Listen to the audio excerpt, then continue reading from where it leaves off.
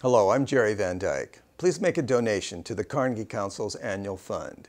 It will directly support programs such as the video you're about to watch. These are very challenging times. Please keep the voices for ethics alive. Go to carnegiecouncil.org. Thank you.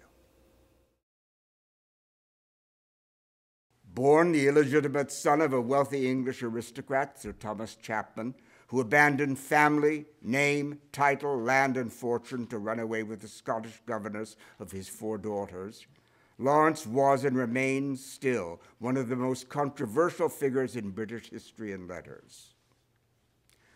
Though his father and mother never married, Lady Chapman refused to give her husband a divorce. They had 5 sons, of which T. Lawrence was the second. A brilliant scholar, whose first at Oxford was so remarkable that his tutor gave a black-tie dinner party for the examiners to celebrate Lawrence's achievement.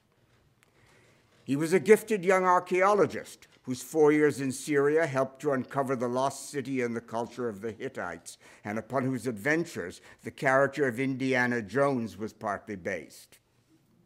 He was a daring young explorer who searched in 19 for the route by which Moses led the Jews across the Sinai Desert from Egypt was at least partly a cover for mapping the area across which the Turks would surely attack the Suez Canal if or when war broke out between the great powers.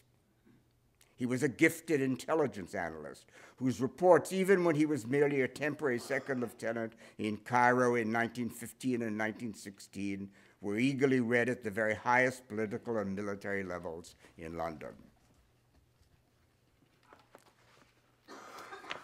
Lawrence went on to become, at the age of 28, a military genius, the inventor of a new form of guerrilla warfare who would influence Mao Zedong, Ho Chi Minh, Fidel Castro, and the modern Islamic insurgents, a legendary warrior and hero, and in his role as a diplomat and statesman, a creator of nations, 2 of which still survive, as well as the author of one of the most famous books ever written about war in the English language, 7 Pillars of Wisdom.